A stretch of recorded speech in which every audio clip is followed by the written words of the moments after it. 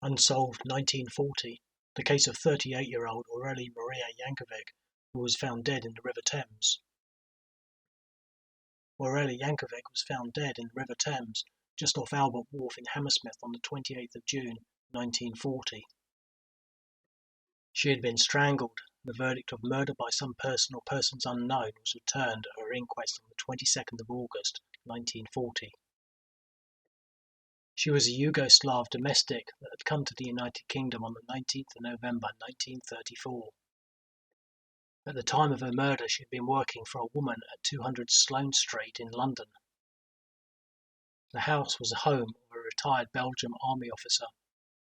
She had started work there on the 23rd of May 1940. The woman that Aurelie Yankovic had been working for said that Aurelie Yankovic had told her that she was going to get married, although she never mentioned the name of the man. She said that on the 25th of June 1940, Aurelie Yankovic had been depressed and crying and had told her that she was going to see a doctor.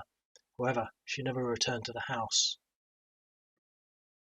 The woman also said that Aurelie Yankovic had appeared very strange mentally and used to imagine things, saying that she used to think that she was the most miserable person on earth. The mistress said that she made arrangements for Aurelie Yankovic to see a doctor on Sunday, the 23rd of May 1940, and said that Aurelie Yankovic had had that day off. She said that she asked Aurelie Yankovic if she wanted her to go into London to see the doctor with her, but said that Aurelie Yankovic decided not to go in the end. However, the mistress said that the following day Aurelie Yankovic came to her and told her that she had spent the night in the coal cellar. The mistress said that she formed the opinion that Aurelie Yankovic had also spent the following night in the coal cellar. It was the following day that Aurelie Yankovic left the house for the last time. The mistress said that after Aurelie Yankovic failed to return on the 26th of June 1940, that she went to the police station to report her missing. A doctor said that Aurelie Yankovic had told her that she had known a man in town who wanted her to love him, but said that she could not return his affection. However, the doctor said that Aurelie Yankovic had told him that the man had hypnotized her so much that she had been forced to make repeated journeys to town. The doctor said that she thought that Aurelie Yankovic was suffering from delusions of persecution and advised her to attend a psychological department of a hospital. The doctor said that Aurelie Yankovic had also complained of a pain over her heart. Aurelie Yankovic's body was found on Tuesday, 25th of June 1940 at about 10:12 p.m. by an engineer. He said that he had finished work at about 9:30 p.m. and was later walking home past Putney Station over Putney Bridge on the Hammersmith side when he saw something floating in the river.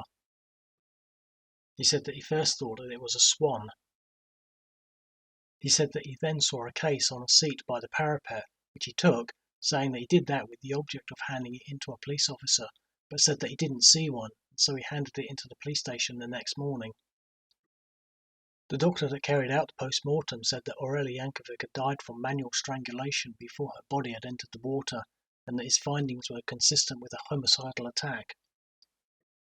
He said that Aurelie Yankovic had a number of bruises on her neck, which suggested the tight and maintained pressure of two thumbs over her windpipe, and concluded that they were the marks of manual strangulation or attempted manual strangulation inflicted from the front. He said that she also had a second group of injuries on her shoulder on either side, which were consistent with equally tight and maintained pressure. The doctor said that he was of the opinion that it would have been quite impossible for Aurelie Yankovic to have caused the injuries herself, because there were indications that the pressure had been maintained beyond the time that she would have retained consciousness. He said that there were also other bruises on her body that suggested that Aurelie Yankovic had been pressed against a wall during the course of her strangulation. He added that there was no evidence of any sexual assault. The police said that they had made extensive inquiries but had been unable to associate anyone with Aurelie Yankovic's death. Records indicated that Aurelie Yankovic had been born in Vienna in 1902.